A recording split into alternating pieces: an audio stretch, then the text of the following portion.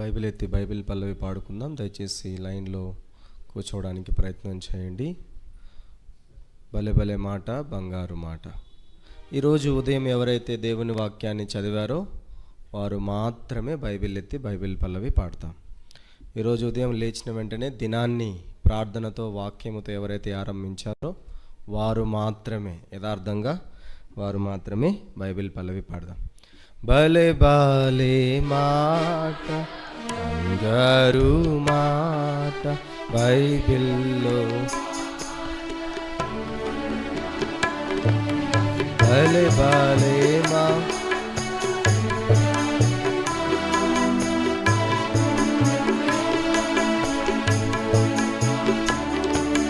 నా జీవితాన మరువని మాట యేసు మాట, నా జీవితాన మరువని మాట యేసు మాట. భలే భలే మాట, బంగారు మాట బైబిల్లో మాట. దినాన్ని వాక్యంతో ఆరంభించకపోతే దైవజనులు భక్సింగ్ అంకుల్ అనేవారు కీర్తనలు 119వ అధ్యాయంలో ఎన్ని వచనాలు ఉన్నాయి? 176 సార్లు సిగ్గుపడాలి అనేవాడు. కాబట్టి వాక్యాన్ని ప్రేమించాలి, వాక్యాన్ని చదవాలి, వాక్యాన్ని ధ్యానించాలి. అప్పుడే అందుకే అంటాడు కదా, నీ వాక్యము నా పాదములకు నా త్రోవకు. వాక్యం లేకపోతే దీపం ఉండదు, వాక్యం లేకపోతే త్రోవ ఉండదు, వాక్యం లేకపోతే వెలుగు ఉండదు. కాబట్టి వాక్యాన్ని ఖచ్చితంగా చదివి అన్వయించడం ద్వారా మనము దేవునికి సమీపస్తులవ్వడానికి ఎంతో మేలుకరంగా ఉంటుంది. రండి, కొలస్సీలు రాసిన పత్రిక 3వ అధ్యాయం. ప్రభువులలో పాలు పంపులు పొందక మునుపు కొలస్సీలు రాసిన పత్రిక 3వ అధ్యాయం మొదటి 4 వచనాలు కలిసి చదువుకుందాం.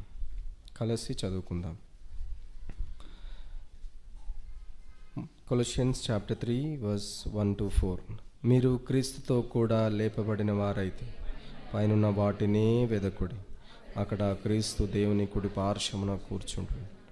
పైనున్న వాటి మీదనే కానీ భూ సంబంధమైన వాటి మీద మనస్సు పెట్టుకొనకూడదు.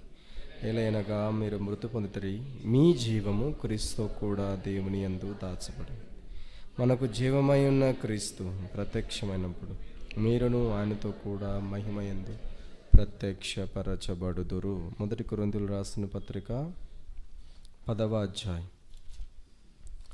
1 కొరింథీయులు రాసిన పత్రిక 10వ అధ్యాయం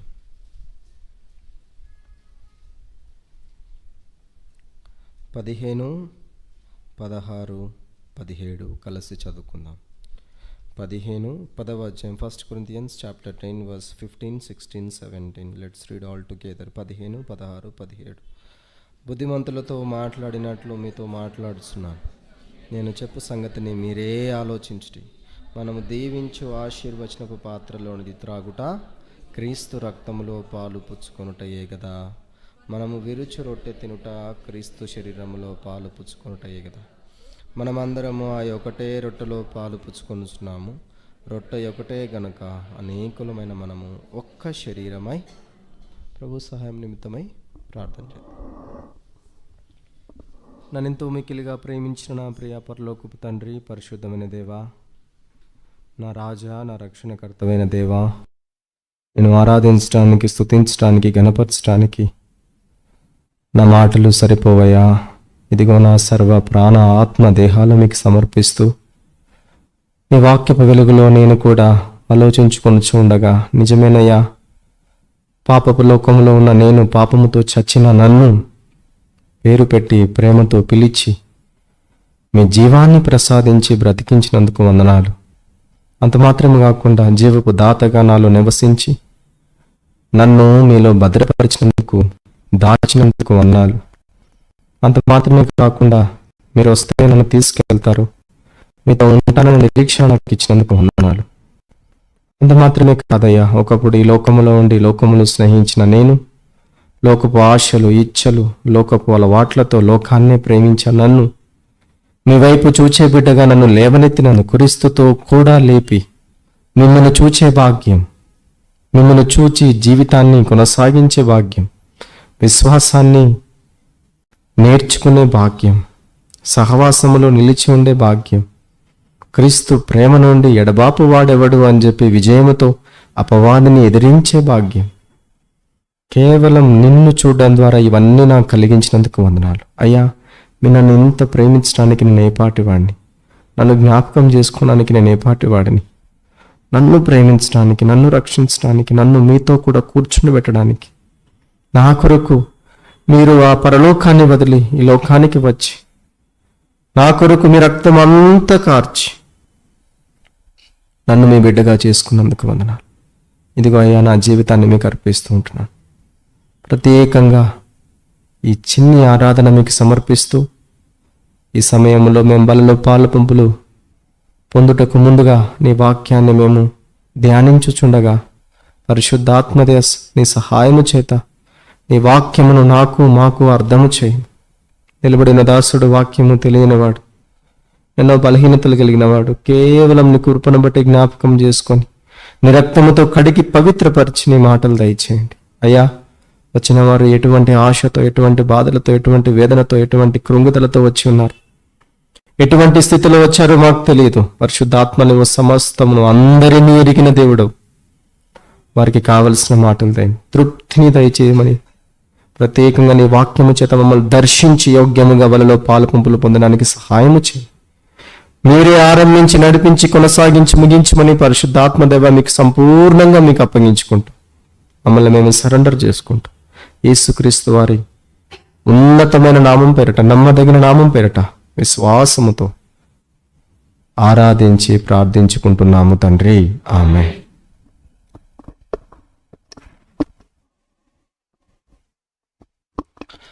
ప్రతి ఆదివారం మనము ప్రభు బలలో పాలు పంపులు పొందడానికి వస్తాం. ఒక మాట చాలా మంది మాట్లాడతాడు, పరీక్షించుకొని. పరీక్ష స్కూల్ పిల్లలకి, కాలేజ్ పిల్లలకి బాగా తెలుసు. పరీక్ష అంటే ఏంటంటే ప్రశ్నల పత్రిక ఒకటి వస్తుంది, ప్రశ్నాపత్రము. దానికి ఏం చేయాలి? సమాధానాలు రాయాలి. క్వశ్చన్ పేపర్ ఇస్తారు, ఇంత టైం అని ఇస్తారు. ఆ టైంలో నువ్వు ఆన్సర్స్ అని రాస్తే దాన్ని మళ్ళీ ఏం చేస్తారు? కరెక్షన్ చేసి మార్కులు వేస్తారు. అయితే ఈ పరీక్ష ఎట్లాంటిదంటే ప్రశ్న నువ్వే వేసుకోవాలా, సమాధానం కూడా నువ్వే వేసుకోవాలి. ఇక్కడ ప్రశ్న ఎవరివ్వరు, నీ జీవితాన్ని నువ్వే పరీక్షించుకోవాలి. నీ జీవితానికి నువ్వే పరీక్షించేసుకొని, నీ జీవితానికి ఈ పరీక్ష, ఈ ప్రశ్నకు నువ్వే ప్రశ్న వేసుకొని, ఆ ప్రశ్నకు సమాధానం నువ్వే వేసుకొని, ప్రభువా నేను నీకు ఇష్టమైన వాడిగా ఉన్నానా, నేను తీసుకోవడానికి యోగ్యునిగా ఉన్నానా అని నువ్వు పరీక్షించుకోవాలి. ఎక్కడుంది మాట అంటే ఎఫెసీయులు రాసిన పత్రిక 5వ అధ్యాయంలో ఈ మాట రాయబడింది. చదవండి. ఎఫెసీయులు రాసిన పత్రిక 5వ అధ్యాయం 10వ వచనం. కనుక ప్రభువుకేది ప్రీతికరమైనదో, చాలండి, ఆయనకేది ప్రీతికరమైనదో దానిని పరీక్షించుచు. బల దగ్గరికి మనం వచ్చినప్పుడు, బలలో చేయి వేసేటప్పుడు నీవు నేను ఖచ్చితంగా జ్ఞాపకం ఉంచుకోవాల్సిన విషయం ఏంటంటే, నేను నా జీవితం, నా వ్యక్తిగత జీవితం, నా అలవాట్లు, నా లక్షణాలు, నా వైఖరి, నా బ్రతుకు ప్రభువుకు ప్రీతికరంగా ఉందా? ప్రశ్న నువ్వే వేసుకోవాలి, సమాధానం కూడా నువ్వే రాసుకొని ప్రభువా ఇదిగో పరీక్షించుకుంటున్నా ప్రభువా, పలాని దగ్గర నేను లేను, పలాని దగ్గర ఎస్, పలాని దగ్గర నో, పలాని దగ్గర లేదు, ఇదిగో నీ వాక్యం నా దగ్గరకు వచ్చింది, నేను సరి చేసుకుంటున్నాను. అందుకే నాకు దైవజనుడు ఈ విధంగా అన్నాడు, ఇంతకుముందు కూడా చెప్పినట్టున్నా నేను. పరిశుద్ధాత్మ దేవుడు ఆయన వాక్యము ద్వారా సంధించినప్పుడు స్పందించాలి. నేను చెప్పిన మాట అర్థమైంది అనుకుంటా. పరిశుద్ధాత్మ దేవుడు తన వాక్యం ద్వారా సంధించినప్పుడు స్పందించాలి, సరి చేసుకోవాలి. కాబట్టి ఈరోజు వాక్యం నీ దగ్గరకు వచ్చినప్పుడు ప్రశ్న నువ్వే వేసుకోవాలి, సమాధానం కూడా నువ్వే రాసుకొని, ప్రభువా నేను ఈ విధంగా ఉన్నానా? ఇప్పుడు ఏం పరీక్షించుకుందాం రండి. కొలస్సీయులకు రాసిన పత్రిక 3వ అధ్యాయం మొట్టమొదటి వచనం అందరం కలిసి చదువుకుందాం. అందరం కలిసి 3వ అధ్యాయం 1వ వచనం. మీరు క్రీస్తుతో కూడా లేపబడిన వారైతే పైనున్న వాటినే వెదకుడి, అక్కడ క్రీస్తు దేవుని కుడి పార్శ్వమున కూర్చుండి ఉన్నాడు. కొంత వెనక్కి వెళ్తే మనం కొలొస్సీయులకు రాసిన పత్రిక అపోస్తలుడైన పౌలు ఎటువంటి సందర్భంలో రాశాడు, ఎందుకు రాశాడు అనే కొంచెం చరిత్రలోకి వెళ్తే, అపోస్తలుడైన పౌలు ఎప్పుడే కానీ కొలస్సీ సంఘాన్ని చూచినట్లుగా మనం చూడం. ఆయన ఎప్పుడూ దర్శించలేదు కొలస్సీ సంఘాన్ని. ఎప్పుడూ కొలస్సీ సంఘస్థులతో ఆయన నేరుగా ఇన్ పర్సన్ ఇంటరాక్ట్ అయి మాట్లాడినట్టుగా మనం చూడం. అయితే కొలస్సీ సంఘానికి ఒక సేవకుడు ఉన్నాడు, ఆయన పేరు ఎపఫ్రా. ఈ సేవకుడు ఏం చేసేవాడంటే, ఎఫెసులో అపోస్తలుడైన పౌలు ఉంటే ఖైదుగా, ఈయన అక్కడికి వెళ్ళేవాడు. వెళ్ళి, అయ్యా నేను పలాని సంఘానికి సేవకుణ్ణి, మా సంఘం పరిస్థితి ఈ విధంగా ఉంది, మా సంఘం పరిస్థితి ఆ విధంగా ఉంది అని రాస్తుంటే, ఇలా మాట్లాడుతూ ఉంటే పౌలు ఏం చేసేవాడంటే ఆ విషయాలన్నీ విని అప్పుడు ఉత్తరం రాసేవాడు. కొలొస్సీయులకు ఒక పత్రిక నాకు ఉత్తరం రాసేవాడు. దీన్ని బట్టి ఎందుకు ఈ విషయం చెప్తున్నానంటే, చూడని సంఘాన్ని, దర్శించని సంఘాన్ని కేవలం దేవుని నడుపుదల చేత, దేవుని శక్తి చేత, ఆత్మ ప్రేరేపణ చేత ఆత్మీయమైన సంగతులు పౌలు రాశాడు. కాబట్టి బహుశా ఇటువంటి విషయాలు, లేకపోతే ఇటువంటి కట్టడలు, ఇటువంటి నేర్చుకోవాల్సిన దృష్టాంత్యములు మనందరికీ అవసరమే సంఘముగా. కొలస్సీ సంఘంలో ఉన్న ప్రాబ్లం ఏంటంటే తప్పుడు బోధలు, అబద్ధపు బోధలు, లోకపు ఆశలు, తర్వాత సహోదర ప్రేమ లేకపోవడం, చాలా విషయాలు ఉన్నాయి. ఇవన్నీ ఎపఫ్రా పౌలుకు చెప్పినప్పుడు పౌలు తన దేవుని మీద ఆధారపడి ఈ ఉత్తరం రాసినట్టుగా మనం గమనిస్తాం. అయితే 1వ అధ్యాయం 2వ అధ్యాయం మనం చూడడానికి సమయం లేదు కానీ, 3వ అధ్యాయంలో కూడా అన్ని విషయాలు చూడడానికి సమయం లేదు కానీ, ఒక 3 ప్రాముఖ్యమైన మాటలు రాస్తాడు. ఆ ప్రాముఖ్యమైన మాటలు మొత్తం ధ్యానిస్తే సాయంత్రం 4:30 అవుద్ది. మీరు నన్ను కొడతారు కూడా. కాబట్టి ఒక్క విషయాన్ని, 3 విషయాలు నేను జస్ట్ మీకు టచ్ చేసి ఒక్క విషయాన్ని మాత్రం లోతుగా ధ్యానించడానికి ప్రయత్నం చేద్దాం. లోతుగా అంటే ఈయనేమో లోతైన స్పీకర్ అని మీరు అనుకోవద్దు. నాకు కూడా వాక్యం పెద్దగా తెలియదు, నేను కూడా వాక్యం నేర్చుకుంటున్నాను. మీ దగ్గరికి చాలా పెద్ద పెద్ద స్పీకర్లు, చాలా పెద్ద పెద్ద దైవ వర్తమానికులు వస్తారు. అయితే దేవుని వాక్యం ద్వారా నాకు బయలుపరిచినవి, నేను నేర్చుకున్నవి, నేను అన్వయించుకోవడానికి ఇష్టపడిన విషయాలు మాట్లాడడానికి, చూడడానికి ప్రయత్నం చేద్దాం. రండి, కొలొస్సీయులకు రాసిన పత్రిక 1వ అధ్యాయం 3వ అధ్యాయం 1వ భాగంలోనే పైనున్న వాటినే వెదకుడి. ఈ 3వ అధ్యాయంలో 3 ప్రాముఖ్యమైన విషయాలు, చేయవలసిన విషయాలు రాశాడు. మొట్టమొదటిది వెదకవలసినవి, వెదకుడి. 2వ మాట 3వ అధ్యాయం 5వ వచనం ఆఖరి భాగం, చంపి వేయుడి. వెదకవలసినవి కొన్ని ఉన్నాయి, చంపవలసినవి కొన్ని ఉన్నాయి సంఘంలో. 3వ మాట 3వ అధ్యాయము 14వ వచనం, వీటన్నిటిపైన పరిపూర్ణతకు అనుబంధమైన ప్రేమను ధరించుకొనుడి. ఈ 3 విషయాలు చాలా ప్రాముఖ్యంగా 3వ అధ్యాయంలో మనం చూస్తాం. మొదటిది వెదకుడి, 2వది చంపుడి లేదా విసర్జించుడి, 3వది ధరించుకొనుడి. ఈ 3 విషయాలు చాలా క్లియర్గా 3వ అధ్యాయంలో అపోస్తలుడైన పౌలు రాసినట్టుగా మనం చూస్తాం. ఏవి విసర్జించాలి, ఏవి చంపాలో క్లియర్గా రాశాడు. మీరు ఇంటికి వెళ్ళిన తర్వాత చదవండి, దాని పై వచనాలు, దాని ముందు వచనాలు క్లియర్గా రాశాడు. మీలో ఇవి ఉన్నాయి, ఇవి ఉన్నాయి, ఇవి ఉన్నాయి, చంపేయండి అని రాశాడు. దాని తర్వాత ఏవి ధరించుకోవాలో రాశాడు. ఎక్కడి నుంచి? 5వ వచనం నుంచి 11వ వచనం వరకు ఏవి చంపాలో, ఏవి విసర్జించాలో రాశాడు. 12వ వచనం నుంచి 17వ వచనం వరకు ఏమి ధరించుకోవాలో రాశాడు. విషయాలు క్లియర్ గా లోతుగా వెళ్ళి పాయింట్ నీట్ గా రాశాడు. ఇంటికి వెళ్ళిన తర్వాత మీరు పరీక్షించుకోండి, ఇది ఉందా, ఇది లేదా, ఇది చేస్తున్నానా, ఇది ధరించుకున్నానా, ఇది విసర్జించానా, ఖచ్చితంగా చేయాల్సిందే. ఇప్పుడు మొట్టమొదటి భాగంలో మొదటి 4 వచనాల్లో ఒక మాట రాశాడు, వెదకుడి. ఏం వెదకాలో, ఎక్కడికి వెదకాలో రాశాడు కానీ ఏం వెదకాలో రాయలేదు.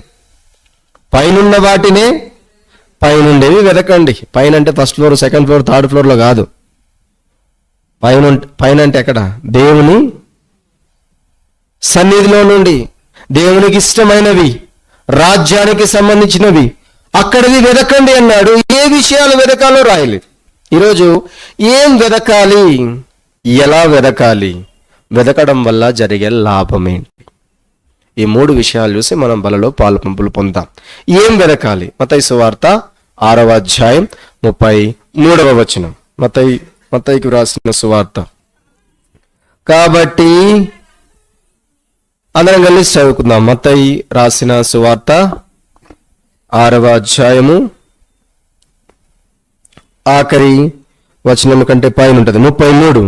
కాబట్టి మీరు ఆయన రాజ్యమును నీతిని మొట్టమొదటిగా వెతకవలసిన విషయం ఏంటిదంటే ఆయన రాజ్యము నీతి.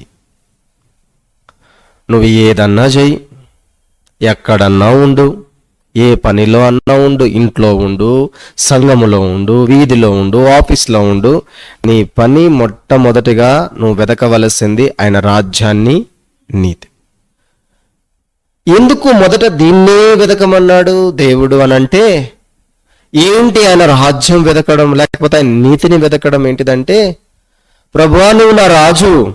చాలా మంది ఆరాధన చేశారు కదా, నా రాజా, నా దేవా, నువ్వు నా రాజువి, నా రాజువి, నీకు నా దేహాన్ని రాజ్యంగా ఇస్తున్నా, నా దేహం అనే రాజ్యాన్ని నువ్వు పరిపాలించు. అది వెతకడం. అయ్యా నువ్వు నా రాజువి, నా జీవితము లేకపోతే నా దేహం నీకు రాజ్యముగా ఇస్తున్నా, ఆలయముగా ఇస్తున్నా, నా రాజ్యాన్ని నువ్వు పరిపాలించు. ఈరోజు నుంచి నా ఇష్టం కాదు, ఈరోజు నుంచి నా చిత్తం కాదు, ఈరోజు నుంచి నా ఉద్దేశాలు కాదు, ఈరోజు నుంచి నా ప్లాన్స్ కాదు, నీ ఉద్దేశము, నీ చిత్తము సంపూర్ణంగా నా జీవితంలో జరగాలి. అందుకనే కీర్తనకారుడు ఒక మాట చాలా చక్కగా రాస్తాడు. కీర్తనల గ్రంథం 105వ అధ్యాయం చదవండి, మొట్టమొదటి వచనం నుంచి. కీర్తనల గ్రంథం 105వ అధ్యాయము 1వ వచనం నుండి. యెహోవాకు కృతజ్ఞతాస్తుతులు చెల్లించుడి, ఆయన నామమును ప్రకటన చేయుడి, జనములలో ఆయన కార్యమును తెలియనియుడి, ఆయనను గూర్చి పాడుడి, ఆయనను కీర్తించుడి, ఆయన ఆశ్చర్యకార్యములన్నిటిని గూర్చి సంభాషణ చేయుడి, ఆయన పరిశుద్ధ నామమును బట్టి అతిశయించుడి. యెహోవాను వెదకువారు హృదయమందు సంతోషించుదురుగాక. యెహోవాను వెదకుడి, ఆయన బలమును వెదకుడి. 24 గంటలు 24/7 ఏం సన్నిధిని వెతకాలా? యెహోవా. ఏంటి ఆయన రాజ్యాన్ని వెతకడం అంటే, అయ్యా నేను చేసే పని నీకు ఇష్టమేనా, నేను వెళ్ళే స్థలం నీకు ఇష్టమేనా, నేను వినే మాటలు నీకు ఇష్టమేనా, నేను చూచే ప్రతిదీ నీకు ఇష్టమేనా?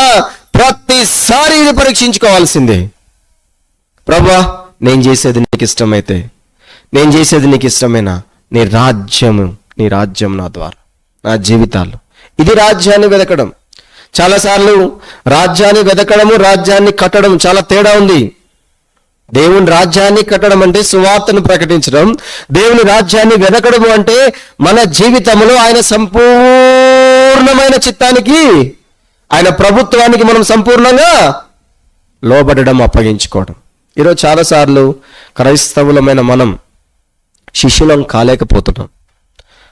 అంతిమ దినాల్లో అపోస్తుల కార్యంలో లేకపోతే కొత్త నిబంధనలో మనం చూసినట్లయితే శిష్యులు క్రైస్తవులు అనబడిరి, అయితే ఈరోజు క్రైస్తవులు శిష్యులు అనబడట్లేదు. శిష్యులు అనేకులు ఉన్నారు, అప్పుడు ఆయనను వెంబడించిన వారు శిష్యులుగా, వారు క్రైస్తవులు అనబడ్డారు. కానీ ఈరోజు అనేక మంది వీఆర్ క్రిస్టియన్స్ అందరూ చెప్పుకుంటాం, నేను బోర్న్ చిన్నప్పటి నుంచి Christian. But you are not a disciple. నువ్వు శిష్యుడవు కాలేదు. శిష్యుడవు కావాలంటే ఏం చేయాలి తెలుసా?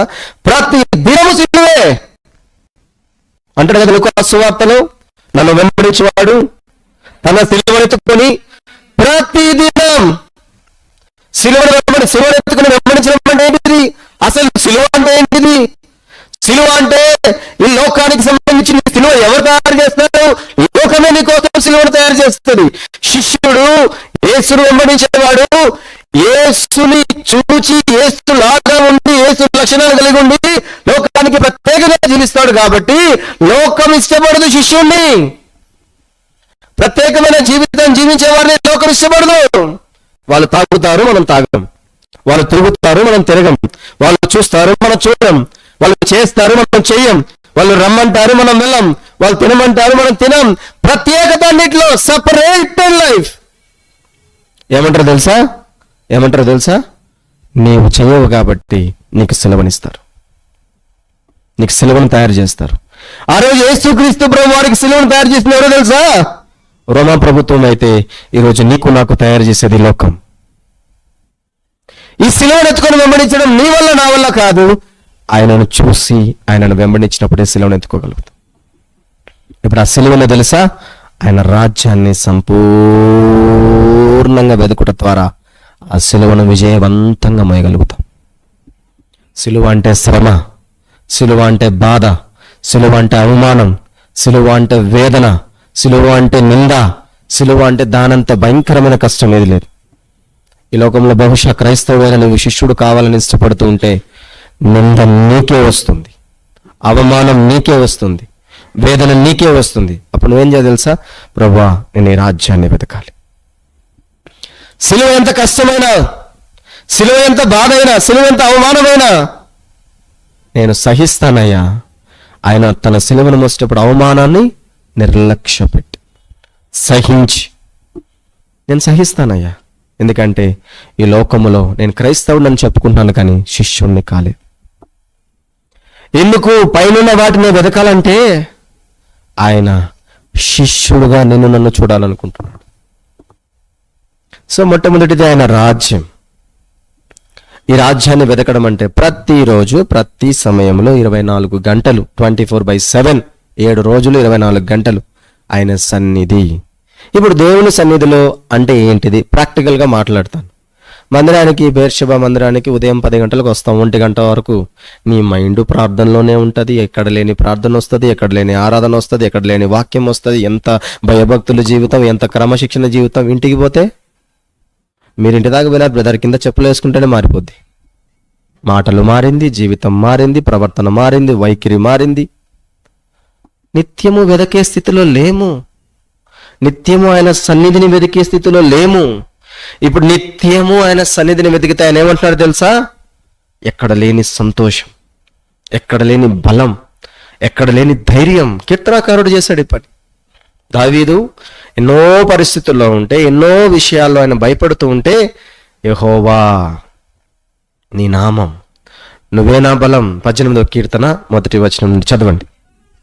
యెహోవా నా బలమా, నేను నిన్ను ప్రేమించుచున్నాను. నా శైలం, నా కోట, నా కేడెము, నా రక్షణ శృంగము, నా ఉన్నత దుర్గము, నా దేవుడు, నేను ఆశ్రయించి ఉన్నానా. ఎంత మంచి మాటలండి. 24 గంటలు 7 రోజులు 24/7 ఇది ఆయన రాజ్యాన్ని వెతకడం. ప్రభు దగ్గరకు వచ్చినప్పుడు, బల దగ్గరకు వచ్చినప్పుడు పరీక్షించుకుంటావు. ప్రభా, అలవాటుగా ఆచారముగా క్రైస్తవుడుగా ఆదివారం మాత్రమే, ఆదివారం విశ్వాసులం అయిపోయినాం.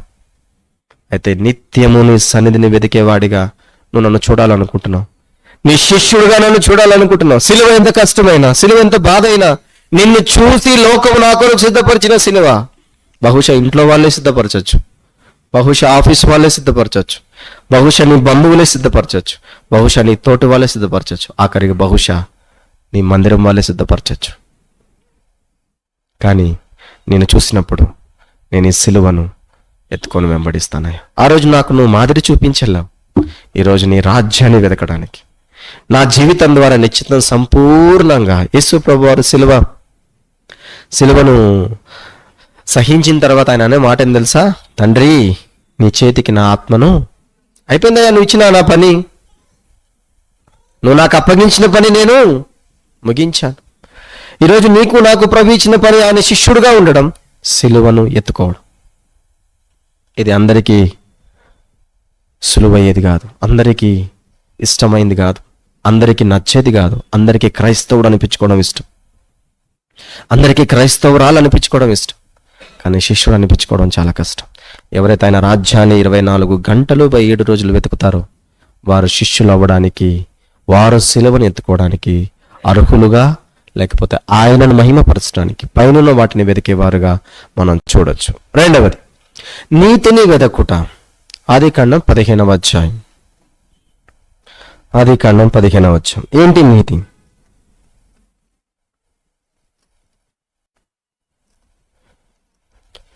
ఎన్నో వచనం చదవండి.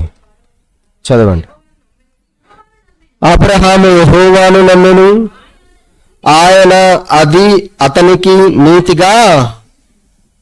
నీతి అంటే క్లియర్ ఆన్సర్ బైబిల్లో నాకు తెలిసి రాసినట్టుగా ఎక్కడ లేదు, కానీ ఇక్కడ మాత్రం క్లియర్గా కనపడుతుంది. అబ్రహాము దేవుని నమ్మెను, అదే అతనికి నీతిగా. దేవుని నమ్మడమే నీతి. దేవుణ్ణి నమ్మడమే నీతి. ఇప్పుడు నమ్మకము, లేకపోతే విశ్వాసము, లేకపోతే ఆయన యందు విశ్వాసం ఉంచడం, ఇలాంటి విషయాలు మనం రెగ్యులర్గా వింటాం. చెప్పేటప్పుడు, పాడేటప్పుడు, వినేటప్పుడు బాగానే ఉంటాయి, కానీ చేసేటప్పుడు చాలా కష్టం. నమ్మడం అంటే ఏంటిదో తెలుసా? నమ్మడం, బహుశా నీకు డబ్బు అవసరమైతే, చాలా పెద్ద మొత్తంలో నీకు డబ్బు అవసరమైంది. డబ్బు అవసరమైన తర్వాత బ్యాంకుకి వెళ్ళావు, లోన్కి అప్లై చేసావు. అప్లై చేసిన తర్వాత బ్యాంకు లోన్ ప్రాసెస్లో ఉంటే నీకు డబ్బులు వస్తాయనే నమ్మకం ఉన్నట్టా లేనట్టా? Bank loan process not approved ఉన్నట్టా లేనట్టా? ఏదో ఒక నట్టు చెప్పండి. ఉన్నట్టా లేనట్టా? లేనట్టే. ఎప్పుడైతే బ్యాంక్ మేనేజర్ దాన్ని అప్రూవ్డ్ అని రాసి వేస్తాడో అప్పుడు అమ్మయ్యా. సో ఒక బ్యాంక్ దగ్గరికి వెళ్ళినప్పుడు అప్రూవ్డ్ అవ్వగానే డబ్బులు రావు. నీ లోన్ అప్రూవ్ అయినట్టునే డబ్బులు రావు. It takes time.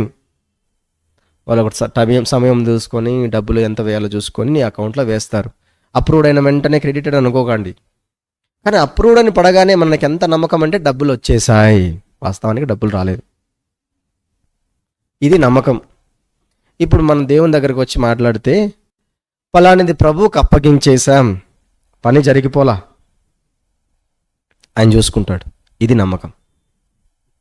ఎందుకు ఈ మాట మత్తయి సువార్త 6వ అధ్యాయంలో యేసుక్రీస్తు ప్రభువారు కొండ మీద ప్రసంగంలో క్లియర్గా మాట్లాడానంటే, కూర్చున్న జనసమూహం అందరి ఆలోచన ఎట్లుందంటే చింత, వేదన, నిరాశ, దుఃఖము ఆ మత్తయి సువార్త 6వ అధ్యాయంలో మనం గమనిస్తాం. అందుకని ఆయన 3 సార్లు చింతింపకుడి చింతింపకుడి చింతింపకుడి అని రాస్తాడు. ఎప్పుడు చూసినా చింతే. నా కుటుంబం ఎట్లా, నా ఆరోగ్యం ఎట్లా, నా పిల్లలు ఎట్లా, నా చదువులు ఎట్లా, అది ఎట్లా, ఇది ఎట్లా, అది ఇది. నేను బహుశా చాలాసార్లు గమనిస్తాను, ఎవరైనా ప్రార్థన చేసేటప్పుడు ఎప్పుడు చూసినా ఏడుపే. అది ఎట్లా, ఇది ఎట్లా, అది ఏమవుతుంది, ఇదేమవుతుంది, నాకు సహాయం చేయ, నా వల్ల కావట్లేదు, నన్ను చూసుకో అయ్యా, నువ్వే. ఏడుస్తానే ప్రార్థన చేస్తాను. చింత. దేవుడు ఏమన్నాడు? మీ చింత యావత్తు. అంత మాత్రమే కాదు, చదవండి అన్నమాట, చాలా చక్కగా ఉంటుంది. ఫిలిప్పీలకు రాసిన పత్రిక 8వ అధ్యాయం 8వ వచనం అక్క. దేనిని గూర్చి చింతపడకుడి గాని ప్రతి విషయములోను ప్రార్థన విజ్ఞాపనముల చేత కృతజ్ఞతాపూర్వకముగా మీ విన్నపములు దేవునికి. ఇంత క్లియర్గా రాసిన తర్వాత మళ్ళీ ఎందుకు చింత వస్తుంది మనకు? ఇంత క్లియర్గా రాశాడు. దేనిని గూర్చి. దేనిని అంటే నీ ఇల్లు వచ్చుద్ది, నీ ఆరోగ్యం వస్తుంది, నీ పిల్లలు వస్తారు, నీ చదువు వస్తుంది, నీ ఉద్యోగం వస్తుంది, నీ పెళ్ళి వస్తుంది, లేకపోతే నీ లోన్ వస్తుంది, అన్నీ వస్తాయి. ఇప్పుడు ఏమన్నాడు? దేనిని గురించి చింతపడకుడి. మనం మాత్రం, నేను కొన్ని ప్రేయర్ రిక్వెస్ట్లు చూస్తూ ఉంటాను, గ్రూప్లో షేర్ చేస్తూ ఉంటారు. చాలా కృంగిపోయి ఉన్నారు అని రాస్తారు. సహోదరుడు పలాని వాటి చేత కృంగిపోయి ఉన్నాడు, ప్రార్థన. ఎందుకు కృంగిపోవాలా? దానికి అర్థమైందో తెలుసా? ప్రభువుని పూర్తిగా. నాకు మత్తయి సువార్త 6వ అధ్యాయం అంటే పిచ్చి. నాకు ఫేవరెట్ చాప్టర్ ఇది. నాకు ఇష్టమైన అధ్యాయం, ఇష్టమైన వచనం. నేను 2021 సంవత్సరంలో ప్రభు సేవకు వచ్చాను. సేవకు రాకముందు ఇదే హైదరాబాద్లో ఉద్యోగం చేసుకునేవాడిని. ఉద్యోగం చేసుకునేటప్పుడు వర్క్ ఫ్రమ్ హోమ్ వచ్చి నన్ను మా నాన్న దగ్గర నుంచి పనిచేయమని చెప్పారు. బికాజ్ ఆఫ్ కోవిడ్ గైడ్లైన్స్ని బట్టి వర్క్ ఫ్రమ్ హోమ్ చేస్తూ ఉన్నా. నేను క్లిక్ వ్యూ డెవలపర్గా ఉన్నా హైదరాబాద్లో. సరే చేసుకుంటా ఉన్నాను, ఇంటి దగ్గర నుంచి పని చేస్తూ ఉన్నాను. మా అమ్మగారు సడన్గా అనారోగ్యానికి గురయ్యారు, హాస్పిటల్లో ఉన్నారు. దేవుడు ఆమెను హాస్పిటల్లో ఉంచి నన్ను దర్శించాడు. ఆయన సేవ కొరకు నన్ను పిలిచాడు. సేవకు వచ్చిన తర్వాత ఉద్యోగం మానేయడం జరిగింది. ఉద్యోగం నేను చేయనని చెప్పి నేను రిజిగ్నేషన్ ఇవ్వడం జరిగింది. 3 రోజులు ఉపవాసం ఉండి ప్రార్థన చేసిన తర్వాత నా దేవుడు నాతో మాట్లాడాడు. అయిపోయిన వెంటనే స్టార్ట్ అయింది. నేను తెలుసా, డబ్బులు ఎట్లా, రెంట్ ఎట్లా, అప్పటికి ఇంకా పెళ్ళి కాలేదు, పెళ్ళి ఎట్లా, ఏదైనా సమస్య వస్తే వెనకాల ఫిక్స్డ్ డిపాజిట్ లేదు, మొత్తం పోయింది, ఎట్లా, ఏదైనా హాస్పిటల్ పోతే అంతకుముందు కార్పొరేట్ ఇన్సూరెన్స్ ఉండేది, ఇప్పుడు ఇన్సూరెన్స్ లేదు, ఎట్లా. There are so many question marks. అప్పుడు నాకు ఈ అధ్యాయం నన్ను ఎంతగానో ఆదరించింది. ఏంటో తెలుసా, దేనిని గూర్చి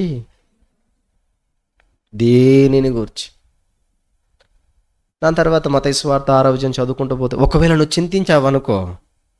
చింతించావనుకో, నమ్మిన వారు విశ్వాసులు, నమ్మని వారు అవిశ్వాసులు. ఇక్కడ ఏమని రాస్తుందంటే అన్యజనులు అని రాస్తుంది. చదవండి 32వ వచనం, 31వ వచనం. కాబట్టి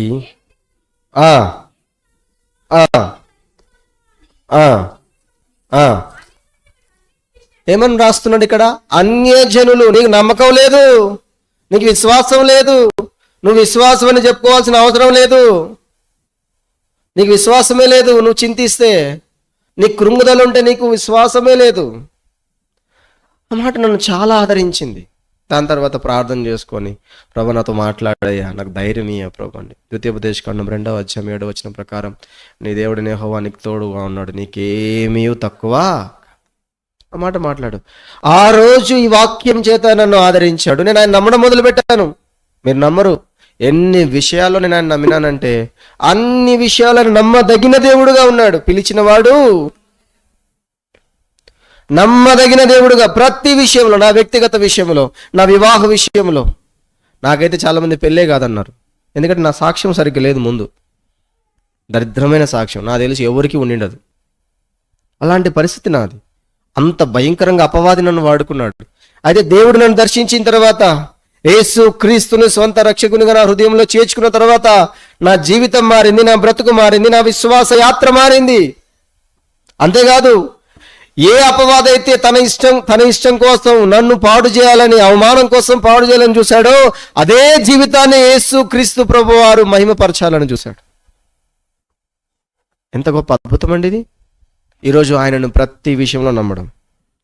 నా వ్యక్తిగత విషయంలో నమ్మదగిన దేవుడుగా ఉన్నాడు, నా వివాహ విషయంలో నమ్మదగిన దేవుడుగా ఉన్నాడు. దాని తర్వాత నాకు పిల్లలే పుట్టరన్నారు, నా పిల్లల విషయంలో దేవుడు నమ్మదగిన దేవుడుగా ఉన్నాడు. అంత మాత్రమేనా, నా ఫినాన్సెస్ విషయంలో దేవుడు నమ్మదగిన వాడుగా ఉన్నాడు. అంత మాత్రమేనా, నా ఆరోగ్య విషయంలో, ప్రతిదీ.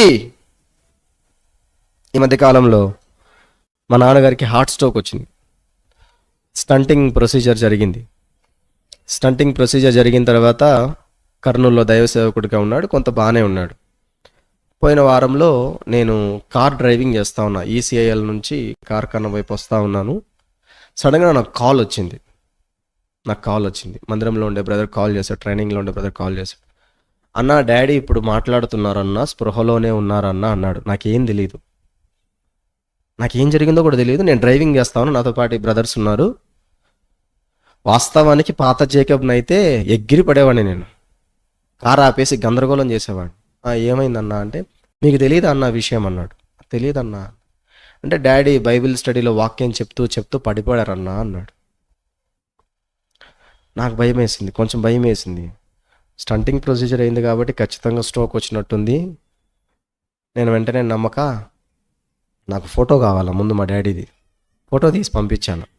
ఎందుకంటే మనం నమ్మం కదా అంత సామాన్యంగా. ఎవరన్నా చెప్తే బాగున్నారన్నా, స్పృహలో ఉన్నారన్నా, మాట్లాడుతున్నారన్నా అంటే వీళ్ళు ఇట్టే చెప్తారులే, కానీ నాకు ఫోటో కానీ వీడియో కానీ పంపించానన్నా. కానీ పాత జేకబ్కి కొత్త జేకబ్కి చాలా మార్పు ఉంది. ఏంటిదంటే, చాలా కూల్గా ప్రశాంతంగా, చనిపోతే ఏముంది, దేవుని రాజ్యంలో ఉంటాడు, అక్కడ చూస్తా. బహుశా నేను ఇక్కడ మిస్ అవ్వచ్చు, కానీ ఆయన అక్కడ చూస్తాను. దాని తర్వాత ఎక్కడ లేని ధైర్యం వచ్చింది.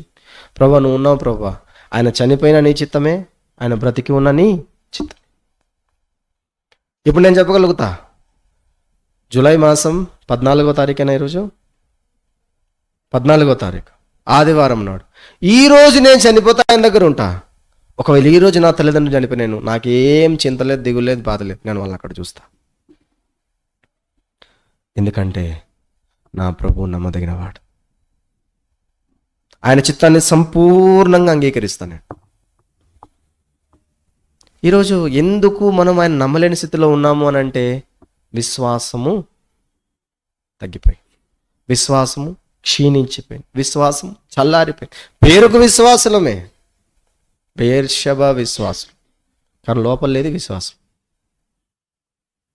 ఎందుకు ఈ మాటలు ప్రభు నాకు ఇచ్చినాడో నాకు తెలియదు, కానీ ఎందుకు ఈ మాటలు ప్రభు నాతో పలికిస్తున్నాడో తెలియదు, కానీ ఒకటే నా ఆశ ఏంటంటే, ప్రతి విషయంలో ఆయన నమ్మదగిన, నీ వ్యక్తిగత విషయంలో, నీ కుటుంబ విషయంలో, నీ సంఘ విషయంలో, ప్రతి దాంట్లో నమ్మదగిన దేవుడు. మన సమస్య ఏంటంటే ఆయనను పూర్తిగా నమ్మం. మొట్టమొదటిది, ఆయన రాజ్యము సంపూర్ణంగా పరిపాలించబడాలి మన జీవితం ద్వారా. రెండవది, ఆయనను సంపూర్ణంగా మనము నమ్మం. ఇప్పుడు నమ్మడం ఎందుకు అంత కష్టము అనంటే, ఒక మాట రాస్తాడు, రండి, కొరింథీయులకు రాసిన పత్రిక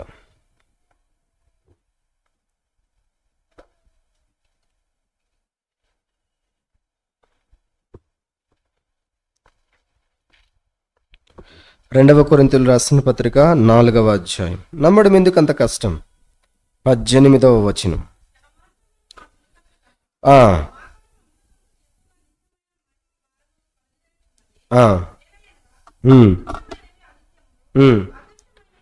కనిపించేవి అనిత్యములు, కనిపించనివి నిత్యములు. ఎందుకు నమ్మమంటే అవి కనిపించట్లేదు.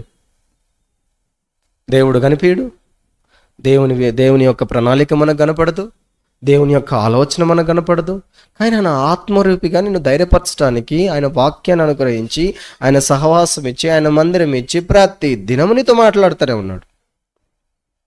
కనిపించేవేది? బ్యాంకు, లోను, మనుషులు, మనకి ఇష్టమైన వాళ్ళు, డబ్బులు ఇచ్చేవాళ్ళు, అన్నీ వానే కనపడతారు. Doctors, so and so etcetera etcetera. ఇవన్నీ అనిత్యాలే. కానీ ఆయన ఆలోచన కనిపించనివి, ఆయన రాజ్యానికి సంబంధించినవి, ఆయన ప్రణాళికలు, ఆయన చిత్తము కనిపించదు, కానీ అది నిత్యము ఉండేవి. అవి నిత్యము ఉండేది. మనం ఎందుకు నమ్మలేని స్థితిలో ఉన్నామంటే అవి మనకు కనిపించట్లేదు.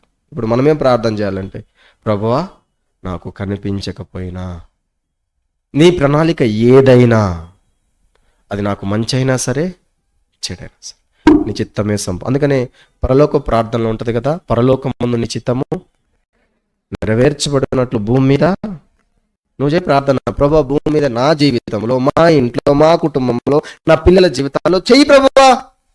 ఎందుకంటే నేను పుట్టకముందే, నా కొడుకు పుట్టకముందే, నా కూతురు పుట్టకముందే, ఆమె జీవితం అంతా, బాబు జీవితం అంతా, నా జీవితం అంతా గ్రంథములో. నాకెందుకు చింత? ఈరోజు మొట్టమొదట వెదకాల్సింది ఆయన రాజ్యాన్ని, తర్వాత ఆయన నీతి. ఎట్లా వెదకాలా? ద్వితీయోపదేశకాండం 4వ అధ్యాయం. ద్వితీయోపదేశకాండం 4వ అధ్యాయం. ద్వితీయోపదేశకాండం 4వ అధ్యాయం 29వ వచనం. అయితే అక్కడ నుండి, నీ దేవుడైన యెహోవాను మీరు వెదకిన ఎడల నీ పూర్ణ హృదయముతోను నీ పూర్ణ ఆత్మతోను వెతుకున్నప్పుడు ఆయన నీకు. ఇప్పటిదాకా కనబడదు అని అనుకున్నాం కదా. ఇప్పుడు దేవుడు ఏమన్నాడు తెలుసా? నీ పూర్ణ హృదయముతో, నీ పూర్ణ ఆత్మతో నన్ను వెతికితే నన్ను కనుగొంటావు, నేను నీకు ప్రత్యక్షమవుతాను, నన్ను చూస్తావు, నా ప్రణాళికలు చూస్తావు. అందుకే దావీదు గురించి ఆయన అన్న మాట ఏంటంటే, దావీదు నా హృదయాను, నేను కరెక్ట్ అర్థం చెప్పాలంటే, నేను ఎట్లా ఆలోచిస్తానో దావీదు అట్లే ఆలోచిస్తాడు. నేను నెక్స్ట్ ఏ స్టెప్ తీసుకుంటానో దావీదు అదే స్టెప్ తీసుకుంటాడు. నెక్స్ట్ నేను ఏం చేయాలనుకుంటున్నానో దావీదు కూడా అదే. నా హృదయంలో ఏ ఆలోచన ఉందో తన హృదయంలో అదే ఆలోచన ఉంది. ఈరోజు ప్రభు నీ గురించి, నా గురించి సాక్ష్యం చెప్పగలుగుతున్నాడా? పలాని హైదరాబాద్లో ఉన్న మాదాపూర్ బేర్షెబా సంఘంలో ఉన్న పలాని బిడ్డ నేను ఎట్లా ఆలోచిస్తే అట్లా ఆలోచిస్తాను. ఎందుకో తెలుసా? నువ్వు రాజ్యాన్ని సంపూర్ణంగా వెతుకుతున్నావు. ఎందుకో తెలుసా? ఆయన చిత్తాన్ని సంపూర్ణంగా అంగీకరించి నమ్ముతావు. పైనున్న వాటిని వెతకడం చాలా కష్టం. ఇహలోకంలో ఉన్న వాటిని వెతకడం చాలా. ఈరోజు వెదకే విషయంలో పరీక్షించుకుందాం. ఏమి వెతుకుతున్నాం? ఇహలోకమైన వాటిని వెతుకుతున్నామా, లేకపోతే గతించిపోయేవి, లేకపోతే అనిత్యమైన వాటిని వెతుకుతున్నామా, లేకపోతే ఆయనకి ఇష్టమైనవి, పైకి సంబంధించినవి, పరలోకానికి సంబంధించినవి, మన తండ్రికి సంబంధించినవి వెతుకుతున్నామా? రెండవ విషయం వెతకాల్సినవి 119వ కీర్తన 155వ వచనం. భక్తిహీనులు చాలు. ఇప్పుడు భక్తిహీనులు ఆయన కట్టడలను వెదకుటలేదు అంటే ఎవరు వెదకాలి? నేను చెప్పేది మీకు అర్థమైందా? వెదకట్లేదు వాళ్ళు ఎవరంటే భక్తిహీనులు. ఇప్పుడు వెదకే వాళ్ళంతా ఎవరు? భక్తులు. ఈరోజు నీవు నేను భక్తునిగా మార్చబడ్డాము అనంటే నువ్వు ఏం వెదకాలి అనంటే ఆయన కట్టడలు. ప్రభు నీకు ఏదైతే చెప్తున్నాడో, ఏదైతే ఆజ్ఞాపించాడో, ఏదైతే నీకు బోధించాడో, ఏదైతే నీతో మాట్లాడుతున్నాడో వాటిని ఖచ్చితంగా గాయకొనాలి. ఆయన కట్టడలను వెదకడము, వాక్యాన్ని చదువు, వాక్యాన్ని తరవుగా చదువు, తరవుగా వెదకు. ఆయన కట్టడలు, ఆయన ఆజ్ఞలను, ఆయన మాటలను. ఇప్పుడు వెదికే వాళ్ళు భక్తులు, వెదకని వారు. ఇప్పుడు మనం భక్తిహీనులమా భక్తులమా? మొట్టమొదటిదేమో రాజ్యాన్ని వెదికేవారు శిష్యులు అనబడుతున్నారు, నీతిని వెదికేవారు విశ్వాసులు అనబడుతున్నారు. ఎట్లా వెతకాలంటే పూర్ణ హృదయంతో, పూర్ణ ఆత్మతో. ఇప్పుడు మూడవది కట్టడలను వెతికేవారు భక్తులు అనబడుతున్నారు. ఒకవేళ నువ్వు కట్టడలను వెతకకపోతే భక్తి. నువ్వు కట్టడలను వెతికావనుకో ఆయన రాజ్యాన్ని, ఆయన నీతిని, ఆయన కట్టడలను తప్పిపోకుండా నీ జీవితంలో నమ్మకంగా వెతికితే, ఇప్పుడు నీ గురించి ఆయన ఏం రాశాడంటే భయభక్తులు భయభక్తులు భయభక్తులు భయభక్తులు చాలాసార్లు రాస్తుంది. నాకు తెలిసి భయము అనే మాట కీర్తన గ్రంథంలో ఎక్కువగా చూస్తాం మనం. భయభక్తులు భయభక్తులు భయభక్తులు భయభక్తులు అని. దాంట్లో ఒక్క మాట నేను చూసి ముందుకెళ్ళాలని ఇష్టపడుతున్నాను. 31వ కీర్తన కీర్తన గ్రంథం 31వ అధ్యాయం. నీ యందు భయభక్తులు. ఎన్నో వచనం చదవండి అక్క, లేకపోతే అందరం కలిసి చదువుదాం అక్క. అందరం కలిసి చదువుదాం. బైబిల్ ఉన్న వాళ్ళందరూ తీయండి, చూడండి, చదవండి. 31వ కీర్తన ఎన్నో వచనమక్క? చదవండి. నీ యందు భయభక్తులు గలవారి ఎడల నీవు దాచి ఉంచిన మేలు ఎంతో గొప్పది. నరుల ఎదుట నిన్ను ఆశ్రయించు వారి నిమిత్తము నువ్వు సిద్ధపరిచిన మేలు ఎంతో. ఇప్పుడు అర్థమైందా? భక్తి లేని వారు కట్టడలను వెదకరు, భక్తి గలవారు కట్టడలను వెదకుతారు. భక్తి కలిగిన వారంటే భయభక్తులు కలిగిన వారి కొరకు ఆయన సిద్ధపరిచిన మేలు ఎంతో. ఇప్పుడు మత్తయి సువార్త 6:33 ప్రకారం మొదట ఆయన రాజ్యాన్ని నీతిని వెతుకుడి, అప్పుడు అవన్నీ ఏవైతే ఆయన దాచి ఉంచాడో, ఏవైతే ఆయన సిద్ధపరిచినాడో అవన్నీ మనకు అనుగ్రహింపబడతాయి. ఈరోజు ప్రభువు ఇచ్చినవి మనం పొందుకోలేని స్థితిలో ఎందుకున్నామంటే వెతికే వారిగా లేము, భక్తులుగా లేము, విశ్వాసులుగా లేము, శిష్యులుగా లేము. క్రైస్తవులముగా ఉన్నాము కానీ శిష్యులుగా లేము. విశ్వాసులమని చెప్పుకుంటున్నా కానీ అవిశ్వాసమే ఉంది. భక్తులమని చెప్పుకుంటున్నామా కానీ భక్తిహీనత లోపల ఏలుబడి చేస్తాం. ఈరోజు ఆయన రాజ్యాన్ని వెతికి, ఆయన నీతిని వెతికి, ఆయన కట్టడలను వెతికి ఎట్లా ఎదగాల? పూర్ణ ఆత్మతో, పూర్ణ బలముతో. ఈ 3 రకాలుగా 3 విషయాలను వెతికితే నువ్వు శిష్యుడు అవ్వడానికి, విశ్వాసి అవ్వడానికి, భక్తుని అవ్వడానికి, ఎంతో సిద్ధపరిచిన మేలును పొందడానికి అర్హులం. ఏంటి ఆయన సిద్ధపరిచిన మేలు? కంటికి కనిపించవు, చెవికి వినిపించవు, హృదయానికి అర్థం. అయితే అది వచ్చినప్పుడు ప్రభు నిన్ను మేళ్లతో నింపుతాడు. అందుకే ఒక పాట ఉంది కదా, మనం వెతకలేదు కానీ ఆయనే మనల్ని, మనం వెతకడం లేదు, మొదట నిన్ను ఏరుగా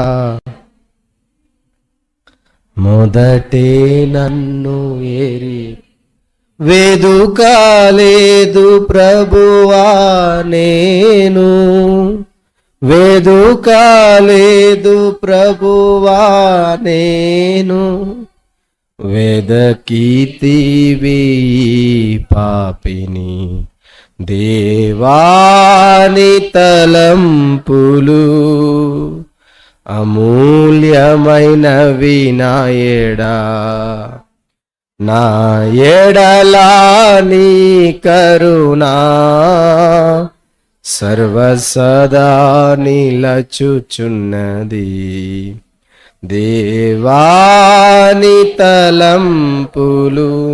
దేవుని యొక్క తలంపు, దేవుడే మనల్ని వెతికినాడు, మనం ఏమీ వెతకడం లేదు. అందుకని అంటాడు, నశించిన దానిని వెదకి రక్షించుటకు మనుష్య కుమారుడు లోకానికి. మనం మాత్రం ఏం వెతకట్లేదు, ఆయన మాత్రం మనల్ని వెదకి రక్షించుకున్నాడు, వెదకి కనుగొన్నాడు, వెదకి సంఘంలో చేర్చాడు, వెదకి సహవాసంలో చేర్చాడు, వెదకి ఆయన బిడ్డగా చేసుకున్నాడు. మనం మాత్రం చాలు, నన్ను వెతికాడు, బాగుంది, చాలు రక్షణ. కానీ రక్షణ కొనసాగించే విషయంలో ఆయన రాజ్యాన్ని వెతకడం లేదు, ఆయన నీతిని వెతకడం లేదు, ఆయన కట్టడాలని క్రైస్తవులుగా ఉండి శిష్యుడుగా మార్చబడట్లేదు. విశ్వాసులు మనం చెప్పుకొని పూర్తిగా నమ్మే స్థితిలో లేము. భయభక్తులు కలిగిన వారు మనం చెప్పుకుంటూ భక్తిహీనత జీవితంలో వెలుబడి చేస్తాం. పరీక్షించుకుందాం ప్రభు దగ్గర. ఇప్పుడు రెండో విషయానికి వస్తే, దాచబడి ఉన్నారు. కొలస్సీయులకు రాసిన పత్రిక 3వ అధ్యాయం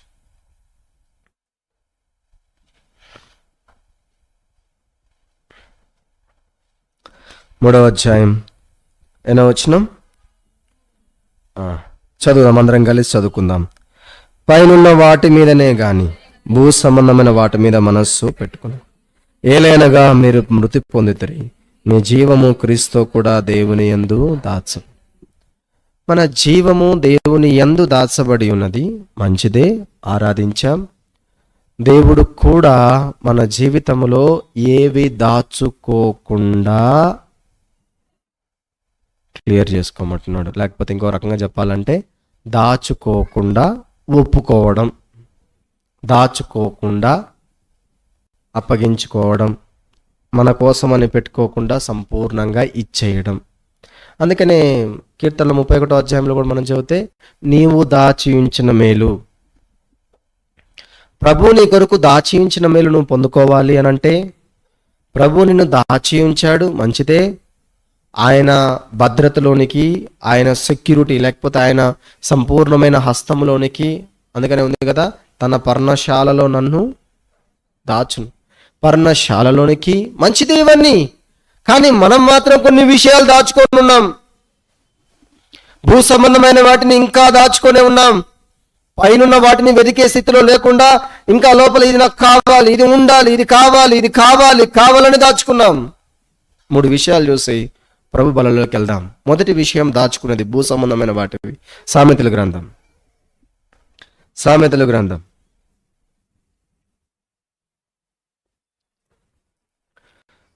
28వ అధ్యాయం 13వ వచనం. అతిక్రమములు దాచిపెట్టువాడు వాటిని ఒప్పుకొని విడిచిపెట్టువాడు. అతిక్రమాలు దాచుకున్నాం. భూ సంబంధమైనది అతిక్రమం.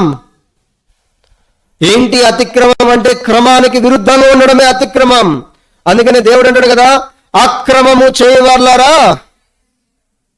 ఏంటి అతిక్రమం అంటే, భార్యకు ఒక క్రమం ఉంది, భర్తకు ఒక క్రమం ఉంది, సంఘానికి ఒక క్రమం ఉంది, తండ్రికి ఒక క్రమం ఉంది, తల్లికి ఒక క్రమం ఉంది. ప్రతిదీ అక్రమమే, దాన్ని మీరడం. అందుకే అంటాడు ఆజ్ఞ అతిక్రమమే. బైబిల్లో భార్య భర్తలకు ఒక క్రమాలున్నాయి, బైబిల్లో పిల్లలకు ఒక క్రమాలున్నాయి, బైబిల్లో తల్లిదండ్రులకు ఒక క్రమాలున్నాయి, బైబిల్లో సంఘానికి ఒక క్రమం ఉంది, బైబిల్లో సేవకులకు ఒక క్రమం ఉంది, బైబిల్లో బోధించే వారికి ఒక క్రమం ఉంది, బైబిల్లో వాక్యం వినేవారికి ఒక క్రమం ఉంది. ఈ క్రమాన్ని మీరడమే అతిక్రమం. ఇప్పుడు అంటాడు, నువ్వు ఇంకా దాచిపెట్టుకున్నావు ఆ క్రమాన్ని. దాన్ని దాచిపెట్టుకున్న చేత నేను దాచి ఉంచిన మేలుకి ఇవ్వలేకపోతున్నా, నేను స్థితపరిచిన మేలుకి ఇవ్వలేకపోతున్నా. నా యొక్క ఉద్దేశాలు, నా యొక్క ప్రణాళికలు నీకు నువ్వు నన్ను కనుగొనలేకపోతున్నావు, ఎందుకంటే నువ్వు ఇంకా దాచుకున్నావు.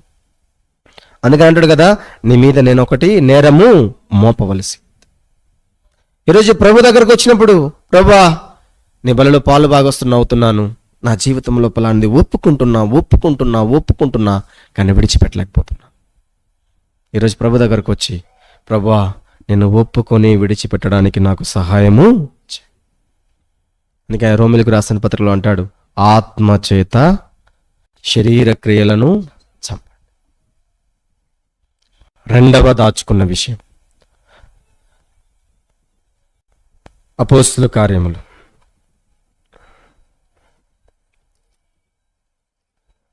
5వ అధ్యాయం మొదటి 2 వచనాలు కలిసి చదువుకుందాం.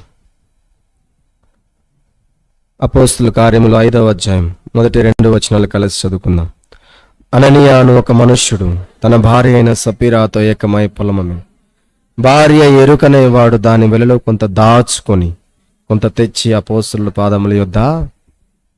వాస్తవానికి అననీయ సపీరాలు మందిరానికి వచ్చేవాళ్ళు, అపోస్తుల దగ్గర పరిచారకులుగా ఉన్నారు. దానికి ముందు అధ్యాయంలో 4వ అధ్యాయంలో ఏం జరిగిందంటే, బర్నబా అనే ఒక అతను సంఘంలో ఉన్న వాళ్ళందరూ అక్కర కొలది వారి ఆస్తులు, లేకపోతే ఎవరికైనా తక్కువగా ఉంటే ఎక్కువ ఉన్న వాళ్ళు ఇవ్వడం, ఇలా వారి ఆస్తులన్నీ అమ్మి అపోస్తుల పాదముల దగ్గర పెట్టడం జరిగింది. ఆ సమయంలో బర్నబా కూడా తన ఆస్తిని అంతటినీ అమ్మి, తనకున్న వాటిల్లో మొత్తం కాదు, తనకున్న వాటిలో అమ్మి అపోస్తుల పాదముల దగ్గర పెట్టాడు. పెట్టగానే పేతురు, మంచిది బర్నబా, నేను బట్టి ప్రభుకి ఎంతో వందనాలు అని చెప్పి బహుశా ప్రభుని స్తుతించిండవచ్చు, లేకపోతే సంఘంలో అనౌన్స్మెంట్ కూడా చేసి ఉండవచ్చు. అదైతే రాయబడలేదు. కానీ ఇది గమనించిన వీళ్ళిద్దరు, ఎవరు, అననీయ సప్పీరా, ఇదేదో బాగుంది, మన పేరు కూడా చర్చిలో చెప్పాలా, మనకు కూడా కొంచెం భజన కార్యక్రమం జరగాల, ఇది చాలా ఎక్కువైపోయింది ఈ మధ్య సంఘాల్లో. మా పేరు ఉండాలి, మా పేరు కనపడాలా, మా పేరు వినపడాలా, మాది మాది మాది కనపడాలా. ఇంకా ఇంకొక మాట ఒక అన్న మాట్లాడతాడు, ఉనికి, మా ఉనికి ఉండాలి. సో ఈ రకంగా అని చెప్పి వీళ్ళు కూడా డిసైడ్ అయ్యారు, ఇద్దరు భార్యాభర్తలు. ఇంటికి వెళ్ళిన తర్వాత మనకున్న పొలం అమ్మాలి, దాంట్లో అపోస్తుల దగ్గర పెట్టాలి. పొలం అంతా అమ్మిన తర్వాత భార్య మొదలుపెట్టింది అనుకుంటా, బహుశా కాదండి, ఇంత పొలం అమ్మాము, మొత్తం ఇచ్చేయాల మందిరానికి, పిల్లలు ఉన్నారండి, వాళ్ళ పెళ్ళిళ్ళండి, వాళ్ళ చదువులండి, ఎల్కేజీకే ₹1,00,000 అందులో ఇంటర్నేషనల్ స్కూల్ అంటే ఆస్తులు అమ్ముకోవాలండి, కొంచెం ఆలోచన చేయండి. పొలం, ఇంటి దగ్గర పొలం, ఇంకో 2-3 రోజులు ఉంటే బాగా పెరుగుద్ది, రేట్ ఇచ్చేయాలా. ఇప్పుడు భర్త కూడా ఆలోచించి కొంత దాచుకొని, మొత్తం కాదు, ఎంత, కొంత. చదవండి అన్నమాట. భార్య ఎరుకనే వాడు దాని వెలలో కొంత దాచుకో. ఈ కొంత దాచుకోవడం ద్వారా వచ్చారు ఇద్దరు. ఫస్ట్ భర్త వచ్చాడు. భర్త వచ్చి, బ్రదర్ నేను కూడా చేస్తున్నారు కదా, అందరూ సహాయం చేస్తున్నారు కదా, సో దాని కొరకు నేను కూడా నా వంతు సహాయం చేస్తున్నానన్నా అనగానే పేతురు, ఈయనేమనుకున్నాడంటే, పేతురు మంచిగా నన్ను మెచ్చుకుంటాడు. పేతురు అన్న, నన్ను బాగా, నా పేరు కూడా మందిరంలో మన సహోదరుడు అననీయ గారు తన పొలం అమ్మి అని చెప్పి చెప్తాడు అనుకున్నాడు. ఇప్పుడు పేతురు అన్న రివర్స్లో మాట్లాడుతున్నాడు, ఇంతకే అమ్మారా? ఇంతకే అన్నా, ఎందుకో తెలుసా, ఇద్దరు మాట్లాడుకున్నారు ఇంటి దగ్గర పోయి, భార్యాభర్తలు. అన్న అడుగుతాడు ఇంతకే. సండే స్కూల్ టీచర్ అడుగుతుంది, పిల్లలు కూడా చెప్పినారు, రే ఇంతకే అని చెప్పాలి నువ్వు. ముగ్గురం ఒక మాట మీద ఉండాలి, మనము పిల్లలు అందరూ కలిసి ఒక మాట మీద ఉండాలి. ఇంతకే. వెంటనే ఏమన్నాడు తెలుసా, పరిశుద్ధాత్మను, నువ్వు దేవుణ్ణి మోసం చేశావు, దేవుణ్ణి మోసపరిచావు.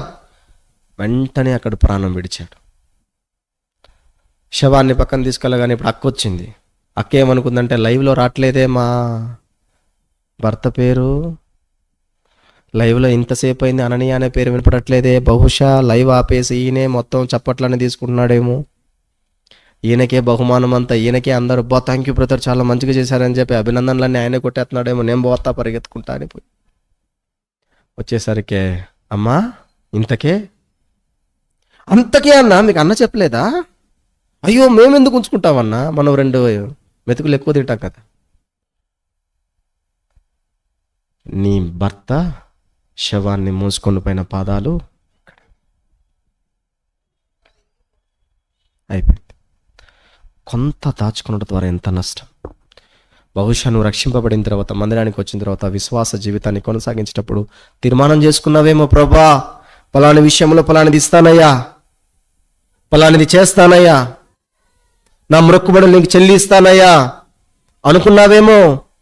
అనుకున్న తర్వాత బయటికి వెళ్ళిపోయిన తర్వాత నీ జీవితమో, నీ ప్రవర్తనో, లేకపోతే నీ కుటుంబమో ఏదో ఒకటి నిన్ను శోధించి వేధించి, ఇంతనా, ఇప్పుడు కాదులే, ఇంకోసారి చూద్దాంలే, బహుశా మర్చిపోయావేమో దాచుకొని మొక్కుబడులు చెల్లించడం మర్చిపోయావేమో.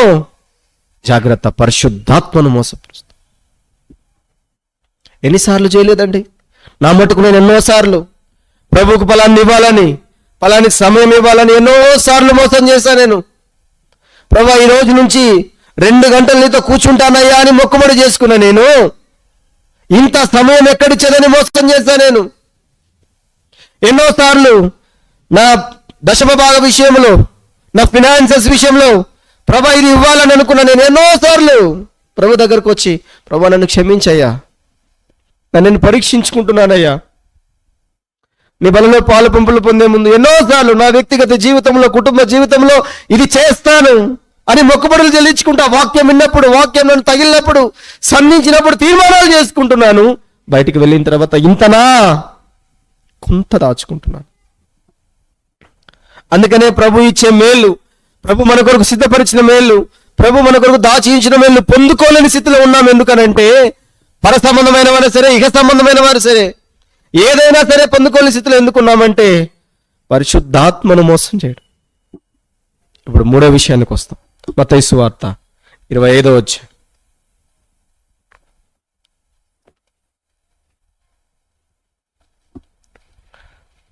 మత్తయి సువార్త 25వ అధ్యాయం 24, 25 కలిసి చదువుకుందాం. 24, 25. తర్వాత ఒక తలాంతు తీసుకునివాడు వచ్చి, అయ్యా నువ్వు విత్తని చోట కోయివాడు, చల్లని చోట పంట కూర్చుకునివాడనైనా కఠినవాడిని నేను ఎరుగుతా. గనుక నేను భయపడి వెళ్ళి నీ తలాంతును భూమిలో దాచిపెట్టి, ఇదిగో నీది నీవు తీసుకొనుమని చెప్పి. 3 దాసుల్ని యజమానుడు నమ్మకంగా పిలిచాడు. నమ్మకస్తులని ఒక అతనికి 5 తలాంతులు ఇచ్చాడు, ఒక అతనికి 2 తలాంతులు ఇచ్చాడు, ఒక దాసునికి 5 తలాంతులు కలిగిన వాడు 10 చేశాడు, 2 తలాంతులు కలిగిన వాడు 4 రెట్టింపు చేశాడు. అయితే 1 తలాంతు కలిగిన వాడు ఫీల్ అయ్యాడు. ఆయనకు 5 ఇచ్చారు, ఈయనకు 2 ఇచ్చారు, నాకు ఒకటేనా, నేనేమైనా తక్కువ తిన్నానా? నేను బెయేర్షెబా మందిరం స్టార్ట్ అయినప్పటి నుంచి ఉన్నా, ఇక్కడే ఉన్నా, నేను ఇక్కడే పుట్టా, ఇక్కడే పెరిగా, ఒకటేనా? బహుశా అనుకుని ఉండవచ్చు. 1 తలాంతం తీసుకొని పోయి దాచిపెట్టాడు. దాచిపెట్టిన తర్వాత రిజల్ట్ ఏందో తెలుసా? సోమరువైన చెడ్డ దాసుడు. ప్రభు నిన్ను ప్రేమించి వాక్యానుసారంగా తన దాసులను ప్రేరేపించి నీకెన్ని బాధ్యతలు అప్పగించారో, పలానా దానికి నువ్వే సరిపోతావు, పలానా దానికి నీవే సెట్ అవుతావు. ఎన్ని బాధ్యతలు ఇస్తే నేను చేయాలా? వాళ్ళు చేసుకుంటారులే. ప్రభు ఇచ్చిన తలాంతును దాచావా? జాగ్రత్త సోదరుడా, సోదరి. ఆయన నోట్లో నుంచి నీ మీద వచ్చే మాట ఏంటంటే, సోమరువైన చెడ్డ దాసుడా, సోమరువైన చెడ్డ. ఎన్నిసార్లు ప్రభు ఇచ్చిన తలాంతు, ఎన్నిసార్లు ప్రభు ఇచ్చిన బాధ్యత, ఎన్నిసార్లు ప్రభు ఇచ్చిన పని నమ్మకత్వాన్ని పోగొట్టుకున్నాం. ఎన్నిసార్లు నమ్మకంగా చేసే దాంట్లో రెట్టింపు చేయవలసింది. ఏంటి రెట్టింపు చేయడం? ప్రభా నువ్వు నాకు ఈ పని అప్పగించావు, దీని ద్వారా నీకు మహిమ రావాలి, అంత మాత్రమే కాదు, నా తర్వాత ఈ పనిని కొనసాగించడానికి నాకంటే మంచివారు, నాకంటే ఎక్కువగా చేయగలిగిన వారు, వారిని నేను సిద్ధపరుస్తానయ్యా. సిద్ధపరచడం కాదు కదా, చేయడమే మానుకున్నాం. ఎన్నిసార్లు మానుకోలేదండి, ఎన్నిసార్లు పక్కన పెట్టలేదండి, ఎన్నిసార్లు నిర్లక్ష్యం చేయలేదు, ఎన్నిసార్లు అపనమ్మకంగా ప్రభు పని విషయంలో, ప్రభు ఇచ్చిన తలాంతుల విషయంలో. ప్రభు అంటాడు, సోమరువైన చెడ్డా, బహుశా ప్రభు బలిలో పాలు పంపులు పొందే ముందు నీ జీవితానికి నువ్వే ప్రశ్న వేసుకో, ఎన్నిసార్లు దాచుకున్నావు ఆయన తలాంతులు. నాకు తెలిసిన ఒక సహోదరి ఉండేది, ఆమె పేరు మరియా. కర్నూలు జిల్లాలో ఒక చిన్న పల్లెలో సహోదరి ఉంది. ఆమెకి 6 మంది కుమార్తెలు, కొడుకులు లేరు. 6 మంది కుమార్తెలు. భర్త సిమెంట్ మేస్త్రిగా, ఏమంటారు, మ్యాషన్గా పనిచేస్తూ ఉన్నాడు, మేస్త్రిగా పనిచేస్తూ ఉన్నాడు ఈ ఇల్లు కట్టే వాటన్నింటిలో. ఈమె బాధ ఏంటంటే 6 మంది పిల్లల్ని ఎట్లా చదివించుకోవాలా, 6 మంది పిల్లలకు పెళ్ళిళ్ళు ఎట్లా చేయాలా, వాళ్ళకి ఆస్తులు లేవు, అంతస్తులు లేవు, ఏమీ లేవు. ఒకే ఒక ఇల్లు ఉండడానికి భర్త పనిచేస్తాడు. సో ఈ సిస్టర్ ఏం చేసిందంటే మందిరానికి వచ్చి రోజు ప్రార్థన చేసేది, ప్రభువా ఏం చేయాలి ప్రభా, ఏం చేయాలి ప్రభు. అప్పుడు మా నాన్నగారు అక్కడ సేవకుడిగా ఉన్నారు. సేవకులు, బాధ్యత కలిగిన వారందరూ ఒక్కొక్కరికి ఒక్కొక్క పని అప్పగిస్తూ ఉన్నారు. ఈ సిస్టర్ని పిలిచి, అక్క మీరు ఇప్పటి నుంచి ఈ పని చేయాలా అని అంటే, మంచిదన్నా, కొన్ని సంవత్సరాల కింద నుంచి జరిగి చెప్పింది, ఇప్పుడుది కాదు, ఒక 10-15 సంవత్సరాల కిందట విషయం ఇది. మంచిదన్నా, చేస్తానన్నా.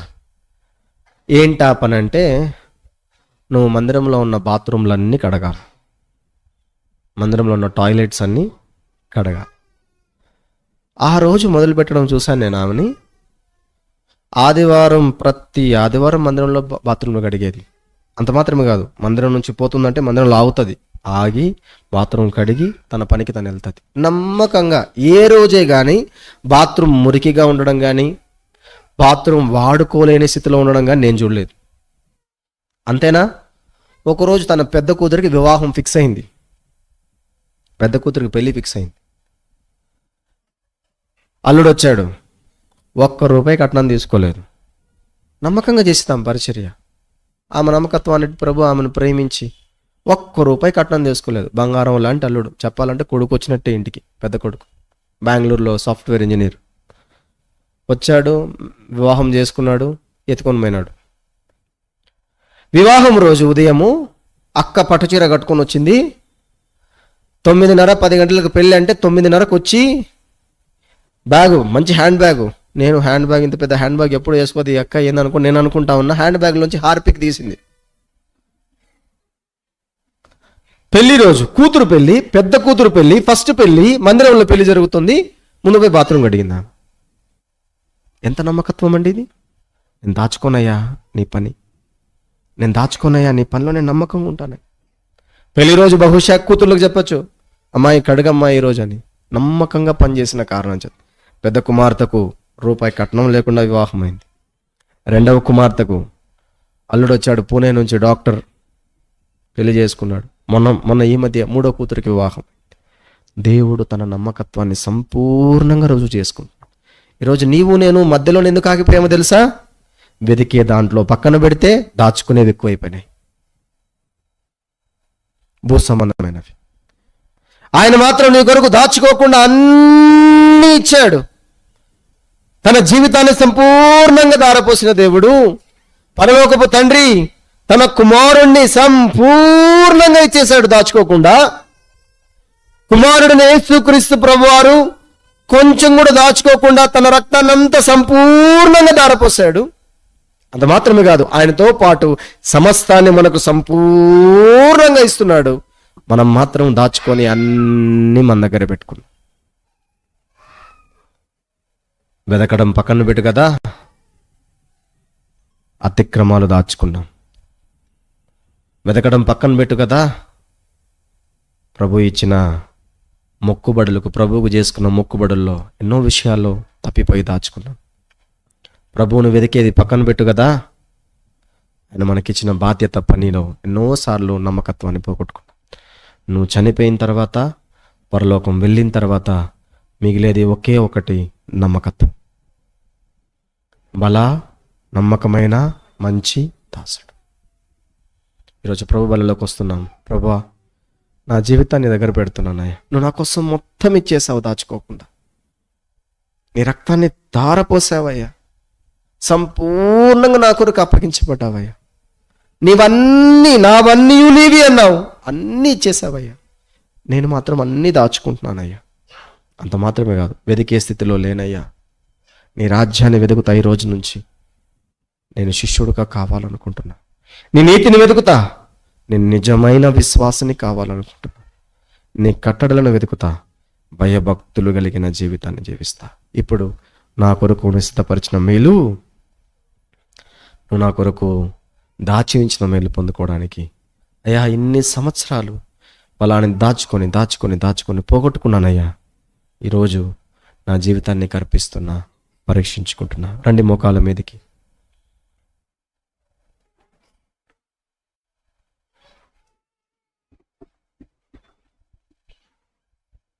అటు ఇటు చూడొద్దు. గంభీరమైన సమయంలో ఉన్నాం మనం. ప్రతి మనుష్యుడు తను తాను పరీక్షించుకొని అలాగూ చేసి ఆ రొట్టెలోనిది ఆ పాత్రలోనిది త్రాగవలని బైబిల్ చెప్తుంది. మన జీవితంలో ఎన్నిసార్లు పరీక్షించుకుంటున్నాం కానీ మార్పు లేని జీవితం. ఆదివారం విశ్వాసుల్లాగా ఎన్నిసార్లు పరీక్షించుకొని వాక్యం ఎన్నిసార్లు దర్శించింది.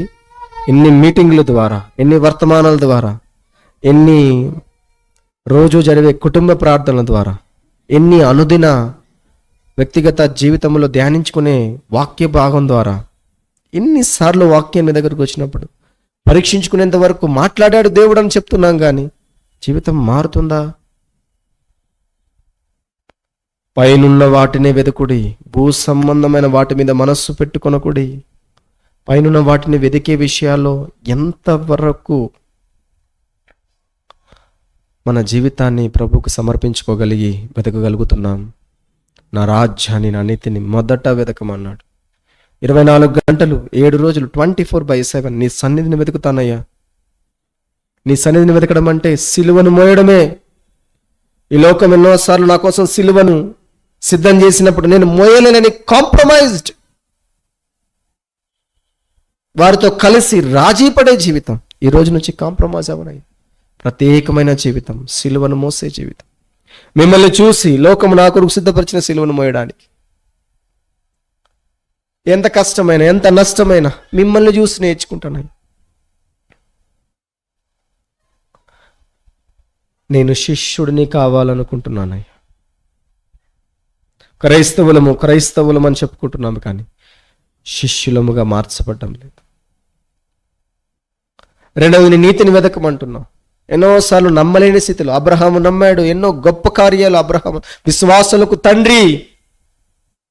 ఈరోజు నేను విశ్వాసరాలని చెప్పుకుంటున్నాను కానీ ఎన్నో చింతలతో, వేదనలతో, అవమానాలతో ఉన్నప్పుడు కృంగిపోయి నిన్ను నమ్మలేని స్థితిలో మనుషులను ఆశ్రయిస్తున్నా, భూ సంబంధమైన వాటిని ఆశ్రయిస్తున్నా. ఈరోజు నువ్వు నా దేవుడవు, సమస్తము నిర్వహించే దేవుడవు, అన్ని చూచుకునే దేవుడవు. ప్రతిదీ చూసుకుంటారు. నా వ్యక్తిగత జీవితం, నా కుటుంబ జీవితం, నా సంఘ జీవితం, నా పిల్లలు, నా భవిష్యత్తు, నా ఆత్మీయమైన జీవితం, ప్రతిదీ మీరు చూసుకుంటారయ్యా.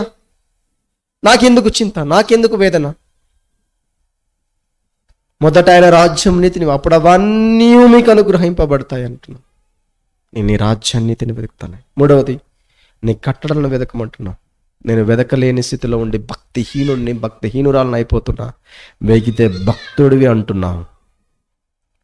భక్తులు మనం చెప్పుకుంటున్నాం, యేసు భక్తులం, క్రైస్తవులం, భయభక్తులు కలిగిన వారం అని చెప్పుకుంటున్నాం. కానీ కట్టడలను వెతికే స్థితిలో లేం, వాక్యాన్ని వెతికే స్థితిలో లేం, వాక్యాన్ని ధ్యానించే స్థితిలో లేం. నీ కట్టడలను వెతికితే భక్తులు, నీ యందు భయభక్తులు గలవరల్లా నువ్వు సిద్ధపరిచిన దాచి ఉంచిన మేలు ఎంతో గొప్పదంటున్నావు. నువ్వు దాచావు మా కోసం, కానీ మా జీవితం మాత్రం భూ సంబంధమైన వాటి మీదే ఉంది. వెతకడం కాదు కదా, ఎన్నో దాచుకున్నాం అతిక్రమాలు. ఎన్నోసార్లు నాకున్న క్రమము భార్యగా, నాకున్న క్రమము భర్తగా, నాకున్న క్రమము తల్లిదండ్రులముగా, మాకున్న క్రమము విశ్వాసులముగా మీరాం. వాటిని ఒప్పుకుంటున్నాం ఇంటికి వెళ్ళిన తర్వాత, లేకపోతే సంఘములు, కానీ విడిచిపెట్టలేని స్థితిలో అదే ప్రకారముగా తిరిగి తిరిగి చేయడం. రెండవదిగా మొక్కుబడులు విశ్వాసం, వాక్యం మా దగ్గరకు వచ్చినప్పుడు విశ్వాసంతో తీర్మానం చేసుకుంటున్నాం, కానీ వాటిని చెల్లించే విషయంలో నమ్మకంగా లేమయ్యా దాచుకుంటున్నాం. అది డబ్బైనా, ద్రవ్యమైన, సమయమైనా, ఏదైనా సరే దాచుకో. మమ్మల్ని క్షమించండి అయ్యా. మూడవదిగా, మీరు నన్ను ప్రేమించి నా కొరకు అప్పగించిన బాధ్యత, నన్ను ప్రేమించి నాకు ప్రార్థించే వరం ఇచ్చారు, పరిచర్య చేసే వరం ఇచ్చారు. నమ్మకంగా చేస్తారని నాకు ఈ బాధ్యత అప్పగిస్తే నేనా ఇది చేయాల్సింది?